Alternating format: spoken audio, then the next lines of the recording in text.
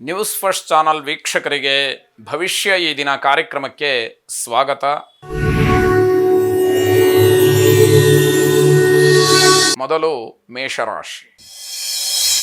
ಮೇಷರಾಶಿಯವರಿಗೆ ಆರೋಗ್ಯದಲ್ಲಿ ವ್ಯತ್ಯಾಸ ಆಗಬಹುದು, ಅದರಲ್ಲೂ ಬೆನ್ನು ಮೂಳೆಗೆ ಸಂಬಂಧಪಟ್ಟ ಹಾಗೆ ಸಮಸ್ಯೆಗಳು ಕಾಡಬಹುದು ಅನ್ನುವಂಥದ್ದು. ವೈದ್ಯರ ಸಲಹೆಯನ್ನು ಪಡ್ಕೊಳ್ಳಿ. ವೈದ್ಯರ ಮಾರ್ಗದರ್ಶನದಂತೆ ಆರೋಗ್ಯದಲ್ಲಿರ್ತಕ್ಕಂತಹ ವ್ಯತ್ಯಾಸಗಳನ್ನು ಸರಿಪಡಿಸ್ಕೊಳ್ಳೋದಕ್ಕೆ ಪ್ರಯತ್ನವನ್ನು ಮಾಡಿ. ಸ್ವಯಂ ವೈದ್ಯ ಅಂತಕ್ಕಂಥದ್ದು ಬೇಡ. ಏನೋ ಬೆನ್ನೋವ್ತಾ ಇದೆ, ನಾನೇ ಏನೋ ಔಷಧಿಯನ್ನು ಮಾಡ್ಕೊಂಡ್ಬಿಡ್ತೀನಿ, ಮನೆ ಮದ್ದನ್ನು ಮಾಡ್ಕೊಂಡ್ಬಿಡ್ತೀನಿ ಅನ್ನುವಂಥದ್ದು ಬೇಡ. ತೊಂದರೆಗೆ ಅದು ಕಾರಣವಾದೀತು.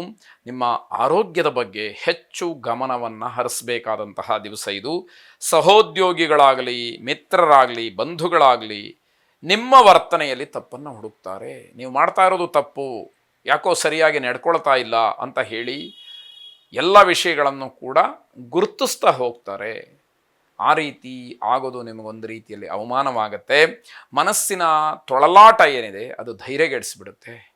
ಮನಸ್ಸಿನಲ್ಲಿರ್ತಕ್ಕಂತಹ ಆತಂಕ, ಭಯ ಇರುವಂತಹ ಧೈರ್ಯವನ್ನೆಲ್ಲ ತಿಂದು ಹಾಕಿಬಿಡುತ್ತೆ ಅಂತ ಹೇಳಿ ಅರ್ಥ.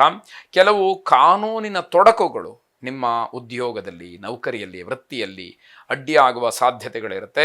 ಸಣ್ಣ ಪುಟ್ಟ ವಿಚಾರಗಳಿಗೆ ಯಾವುದೇ ಕಾರಣಕ್ಕೂ ಮಿತಿ ಮೀರಿ ಮಾತಾಡಬಾರ್ದು. ಮಾತಿನಲ್ಲಿ ಒಂದು ಬಿಗಿ ಇರಬೇಕು.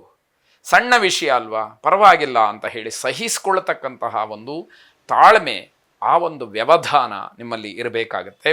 ಕೆಲವು ದಿವಸ ಕೆಲಸಗಳಿಂದ ಏನು ಬೇಸರವಾಗಿರುತ್ತೆ ಅದು ಮತ್ತೆ ಈ ದಿವಸವೂ ಕೂಡ ಆವರ್ತಿ ಆಗ್ತಕ್ಕಂಥದ್ದು. ಬೇಸರದಿಂದಲೇ ಮಾಡಬೇಕಾದಂತಹ ಕೆಲಸಗಳು ಮುಕ್ತಾಯವಾಗಿಬಿಡುತ್ತೆ. ಏನು ಸಮಾಧಾನ, ಖುಷಿ ಅನ್ನುವಂಥದ್ದು ಕೆಲಸ ಮಾಡಿದ್ರಲ್ಲಿ ಇಲ್ಲದೇ ಇರತಕ್ಕಂಥದ್ದಾಗುತ್ತೆ. ಅಮೃತ ಮೃತ್ಯುಂಜಯನನ್ನು ವಿಶೇಷವಾಗಿ ಪ್ರಾರ್ಥನೆ ಮಾಡಿ. ಶುಭವಾಗಿ. ವೃಷಭ ರಾಶಿ. ದೈನಂದಿನ ಶಿಸ್ತು ಅಸ್ತವ್ಯಸ್ತವಾಗುತ್ತೆ. ಪ್ರತಿ ದಿವಸ ರೊಟೀನ್ ಅಂತ ಏನು ಹೇಳ್ತೀವಿ ಹಾಗೆ ಈ ಕೆಲಸವನ್ನು ಇಷ್ಟೊತ್ತಿಗೆ ಮಾಡಬೇಕು, ಹೀಗೆ ಮಾಡಬೇಕು ಅನ್ನುವಂಥದ್ದು ನಿತ್ಯದ ಕೆಲಸ, ಕಾಯಕ ಇರುತ್ತಲ್ಲ, ಅದರಲ್ಲಿ ಏನೋ ವ್ಯತ್ಯಾಸಗಳು, ಅಸ್ತವ್ಯಸ್ತ ಆಗ್ತಕ್ಕಂಥದ್ದು ಇದು ಮನಸ್ಸಿಗೆ ಗಾಬರಿಯನ್ನು ಉಂಟು ಮಾಡಿಬಿಡುತ್ತೆ. ಎಲ್ಲ ಶಿಸ್ತು ತಪ್ಪು ಹೋಯ್ತಲ್ಲ, ಏನಾಗುತ್ತೋ ಏನೋ, ಎಲ್ಲವೂ ಕೂಡ ಏನೇನೋ ಬೇರೆ ಬೇರೆ ರೀತಿಯನ್ನು ಪಡ್ಕೊಳ್ತಾ ಇದೆಯಲ್ಲ ಅನ್ನುವಂಥದ್ದಾಗುತ್ತೆ.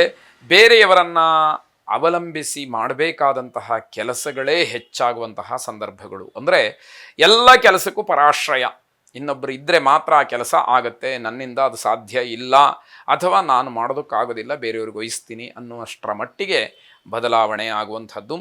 ಉತ್ತಮ ಅಧಿಕಾರಿಗಳು ಕೂಡ ನಿಮ್ಮ ಮೇಲೆ ಸಿಟ್ಟಿಗೆ ಹೇಳ್ತಾರೆ. ಅಂದರೆ ಮೇಲಧಿಕಾರಿಗಳು ಯೋಗ್ಯರಾಗಿರ್ತಾರೆ, ಸಮಾಧಾನಕರವಾಗಿರ್ತಾರೆ, ಅಂಥವರೇ ನಿಮ್ಮ ಮೇಲೆ ಸಿಟ್ಟನ್ನು ಮಾಡ್ಕೊಳ್ತಾರೆ ಅಂತಂದರೆ ನೀವು ಯಾವ ರೀತಿ ವರ್ತಿಸ್ತಾ ಇದ್ದೀರಾ ಅನ್ನುವಂಥದ್ದು ಪ್ರಶ್ನೆ ಮಾಡ್ಕೊಳ್ಬೇಕಾಗುತ್ತೆ. ನಿರೀಕ್ಷಿತವಾದಂತಹ ಕೆಲಸದ ವಿರುದ್ಧವಾಗಿ ಅಸಮಾಧಾನ ಇರುತ್ತೆ. ಯಾವುದೋ ಒಂದು ಕೆಲಸವನ್ನು ಹೀಗಾಗಬೇಕು, ಹೀಗಾಗತ್ತೆ ಅಂತ ಹೇಳಿ ನೀವು ಬಹಳ ಖಾತ್ರಿಯಾಗಿ ನಂಬಿರುವಂಥವ್ರು, ಆದರೆ ಆ ಕೆಲಸ ಆ ರೀತಿ ಆಗದೇ ಇದ್ದಾಗ, ಅಲ್ಲೇನೋ ಬೇರೆ ರೂಪವನ್ನು ಪಡ್ಕೊಂಡಾಗ ಅಥವಾ ನಿಧಾನವಾದಾಗ ಸಿಟ್ಟಿಗೆ ಹೇಳ್ತಕ್ಕಂಥದ್ದು ಸಹಜ ಸ್ವಭಾವ ಆಗಿರುತ್ತೆ. ಅದು ನಿಮಗೆ ತೊಂದರೆಯನ್ನು ಮಾಡ್ತಕ್ಕಂಥದ್ದಾಗುತ್ತೆ. ಪ್ರಯಾಣ, ಪ್ರವಾಸ ಇವೆಲ್ಲವೂ ಕೂಡ ಪೂರ್ವ ನಿಯೋಜಿತದಂತೆ ನಡೆಯೋದಿಲ್ಲ, ಎಲ್ಲ ರದ್ದಾಗುವಂತಹ ಸಾಧ್ಯತೆ. ಮಾನಸಿಕವಾಗಿಯೂ ಕೂಡ ತುಂಬ ಬೇಸರವಾಗ್ತಕ್ಕಂತಹ ಸಾಧ್ಯತೆಗಳಿರುತ್ತೆ. ನಿಮ್ಮ ಆಸೆಗಳಿಗೆಲ್ಲ ಹಿನ್ನಡೆಯಾಗತ್ತೆ. ಯಾವ ಆಕಾಂಕ್ಷೆಗಳು ಕೂಡ ನೆರವೇರದೇ ಇರೋ ಹಾಗಾಗತ್ತೆ. ವಿಶೇಷವಾಗಿ ಹರಿಹರ ಪುತ್ರ ಅಯ್ಯಪ್ಪ ಸ್ವಾಮಿಯನ್ನು ಪ್ರಾರ್ಥನೆ ಮಾಡಿ. ಶುಭವಾಗಿ. ಮಿಥುನ ರಾಶಿ. ಅನುಭವಿಗಳ ಉಚಿತವಾದಂತಹ ಸಲಹೆ ನಿಮಗೊಂದಷ್ಟು ಧೈರ್ಯವನ್ನು ಹೆಚ್ಚು ಮಾಡ್ಬೋದು.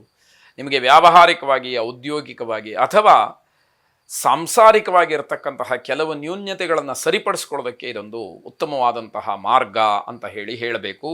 ಬೆಲೆ ಬಾಳ್ತಕ್ಕಂತಹ ವಸ್ತುಗಳನ್ನು ಖರೀದಿ ಮಾಡುವಂತಹ ಯೋಗ, ಅಂದರೆ ವಸ್ತುಗಳನ್ನು ಕೊಂಡುಕೊಳ್ತಕ್ಕಂತಹದ್ದು ನಿಮಗೆ ಈ ದಿವಸ ಯೋಗವಾಗಿ ಪರಿಣಮಿಸುವಂಥದ್ದು. ಕುಟುಂಬದಲ್ಲಿ ಸಂತಸದ ವಾತಾವರಣ, ಎಲ್ಲರೂ ಕೂಡ ಖುಷಿಯಾಗಿರ್ತಾರೆ, ಆದರೂ ಕೂಡ ಸಮಾಧಾನ ಇಲ್ಲ. ಏನು ನ್ಯೂನ್ಯತೆ, ಏನು ಸಮಾಧಾನ ಯಾಕಿಲ್ಲ ಅನ್ನುವಂಥದ್ದನ್ನು ಹುಡುಕಬೇಕಾದಂಥದ್ದು. ವಿದೇಶದಲ್ಲಿರುವಂಥವರಿಂದ ಶುಭವಾರ್ತೆ ಬರುತ್ತೆ, ಅದು ಸ್ವಾಭಾವಿಕವಾಗಿ ಸಂತೋಷವನ್ನು ಉಂಟು ಮಾಡ್ತಕ್ಕಂಥದ್ದು. ಮನಸ್ಸು ದಿನಪೂರ್ತಿ ಅಧೈರ್ಯದಿಂದ ಕೂಡಿರುತ್ತೆ. ಯಾವ ಕೆಲಸವನ್ನು ಮಾಡೋದಕ್ಕೂ ಕೂಡ ಮನಸ್ಸಿನಲ್ಲಿ ಭಯ, ಯಾವುದೇ ರೀತಿಯ ಧೈರ್ಯ ಇಲ್ಲದೆ ಇರತಕ್ಕಂಥದ್ದು ನಿಮಗೆ ಕಾಡುವಂಥದ್ದಾಗತ್ತೆ. ಮನೆಯಲ್ಲಿ ಎಲ್ಲವೂ ಶುಭ ಅಂತ ಅನಿಸಿದ್ರೂ ಕೂಡ ಮಾನಸಿಕವಾಗಿ ಮಾತ್ರ ಸಮಾಧಾನ ಇಲ್ಲ, ಏನೋ ಆತಂಕ ಕಾಡ್ತಾನೆ ಇರುತ್ತೆ. ಯಾಕೆ? ಅದನ್ನು ಪ್ರಶ್ನೆ ಮಾಡಿ ಅದನ್ನು ಹುಡುಕಬೇಕು. ಆಸ್ತಿಯನ್ನು ಖರೀದಿ ಮಾಡುವಂತಹ ವಿಚಾರ ಬಂದಾಗ ಅದಕ್ಕೆ ಪೂರಕವಾದಂತಹ ಹಣವೂ ಕೂಡ ನಿಮ್ಮ ಕೈ ಸೇರುವಂತಹ ವ್ಯವಸ್ಥೆ ಆಗುತ್ತೆ. ಯಾರೋ ಅದಕ್ಕೆ ಆ ಸಂದರ್ಭದಲ್ಲಿ ನಾನಿದ್ದೀನಿ ಅಂತಕ್ಕಂತಹ ಧೈರ್ಯವನ್ನು ಕೊಡ್ತಾರೆ. ಆದರೆ ನಿಮ್ಮ ಮನಸ್ಸಿನಲ್ಲಿ ಧೈರ್ಯ ಇಲ್ಲದೆ ಇರತಕ್ಕಂತಹದ್ದು. ಮಹಾಲಕ್ಷ್ಮಿಯನ್ನು ವಿಶೇಷವಾಗಿ ಪ್ರಾರ್ಥನೆ ಮಾಡಿ. ನಮಸ್ತೆಸ್ತು ಮಹಾಮಾಯೇ ಶ್ರೀಪೀಠೆ ಸುರಪೂಜಿತೆ ಶಂಖಚಕ್ರ ಗದಾಹಸ್ತೆ ಮಹಾಲಕ್ಷ್ಮೀ ನಮೋಸ್ತುತೆ ಎಂಬುದಾಗಿ ನಿಮ್ಮ ಪ್ರಾರ್ಥನೆ ಇರಲಿ. ಶುಭವಾಗಿ. ಕರ್ಕಾಟಕ ರಾಶಿ, ಖಾಸಗಿ ಕ್ಷೇತ್ರದಲ್ಲಿ ಕೆಲಸ ಮಾಡ್ತಕ್ಕಂಥವರ ಆದಾಯ ಹೆಚ್ಚಳವಾಗ್ತಕ್ಕಂತಹ ದಿವಸ ಇದು. ಏನೋ ಒಂದು ರೀತಿಯಲ್ಲಿ ಬಡ್ತಿಯೋ ಅಥವಾ ವಿಶೇಷವಾದಂತಹ ಹಣವೋ ಲಾಭವೋ ನಿಮಗೆ ಆಗುವಂಥದ್ದಾಗತ್ತೆ. ಮನೆಗೆ ಬಂದಂತಹ ಅತಿಥಿಗಳಿಂದ ನಿಮ್ಮ ವೈಯಕ್ತಿಕವಾದಂತಹ ಕೆಲವು ಕೆಲಸಗಳಿಗೆ ಅಡ್ಡಿಯಾಗುವಂಥದ್ದು, ಮನೆಗೆ ಬಂದಂಥವ್ರನ್ನ ಸತ್ಕರಿಸಬೇಕಾದಂಥದ್ದು, ಅವರ ಜೊತೆಯಲ್ಲಿ ಇರಬೇಕಾದಂಥದ್ದು, ಜೊತೆಯಲ್ಲಿ ಮಾತುಗಳನ್ನಾಡಬೇಕು, ಕಾಲ ಕಳೀಬೇಕು. ಆದರೆ ನಿಮಗೆ ನಿಮ್ಮದೇ ಆದಂತಹ ಗುರುತರವಾದಂತಹ ಜವಾಬ್ದಾರಿಗಳಿದ್ದಾಗ ಆ ಕಾರ್ಯಗಳನ್ನು ಪೂರೈಸೋದಕ್ಕೆ ಅಡ್ಡಿ ಆಗಬಹುದು ಅಂತ ಅರ್ಥ. ವಸ್ತುಗಳನ್ನು ವಿತರಣೆ ಮಾಡ್ತಕ್ಕಂಥವ್ರಿಗೆ, ಡೋರ್ ಸ್ಟೆಪ್ ಮನೆಯಿಂದ ಬಾಗಿಲಿಗೆ ಹೋಗಿ ಆ ವಸ್ತುಗಳನ್ನು ಕೊಡ್ತಕ್ಕಂಥವ್ರಿಗೆ ತುಂಬ ಲಾಭದ ದಿವಸ ಇದು ಅಂತ ಹೇಳಬೇಕು.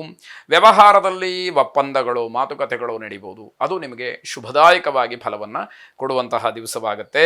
ಸಂಪಾದನೆ ಮಾಡ್ತಕ್ಕಂತಹ ದೃಷ್ಟಿಯಿಂದ ಆತ್ಮಸ್ಥೈರ್ಯ ಇದ್ದರೂ ಕೂಡ ಖರ್ಚನ್ನು ನೋಡಿ ಧೈರ್ಯಗೆಡುವಂತಹ ಪರಿಸ್ಥಿತಿ ಬರುತ್ತೆ. ನಾನು ಹಣವನ್ನು ದುಡಿತೀನಿ ಅನ್ನುವಂತಹ ಕಾನ್ಫಿಡೆನ್ಸ್ ನಿಮಗಿರುತ್ತೆ. ಆದರೂ ಕೂಡ ಖರ್ಚಾಗ್ತಾ ಇರುವಂತಹ ಹಣವನ್ನು ಗಮನಿಸಿದಾಗ, ಆ ಖರ್ಚಿನ ಪಟ್ಟಿಯನ್ನು ನೋಡಿದಾಗ ಒಂದೇ ಸಾರಿ ಧೈರ್ಯ ಕುಂದಿ ಹೋಗ್ತಕ್ಕಂಥದ್ದಾಗತ್ತೆ. ಮಹಾವಿಷ್ಣುವಿನ ಸ್ಮರಣೆಯನ್ನು ಮಾಡಿ. ವಿಷ್ಣುಂ ಜಿಷ್ಣುಂ ಮಹಾವಿಷ್ಣುಂ ಪ್ರಭವಿಷ್ಣುಂ ಮಹೇಶ್ವರಂ ಎಂಬತಕ್ಕಂತಹ ಮಂತ್ರವನ್ನು 12 ಬಾರಿ ಪಠನೆ ಮಾಡಿ ಆ ವಿಷ್ಣುವಿನಿಂದ ಧೈರ್ಯ ಹೆಚ್ಚಾಗಲಿ ಅಂತಕ್ಕಂಥದ್ದು ಶುಭವಾಗಲಿ.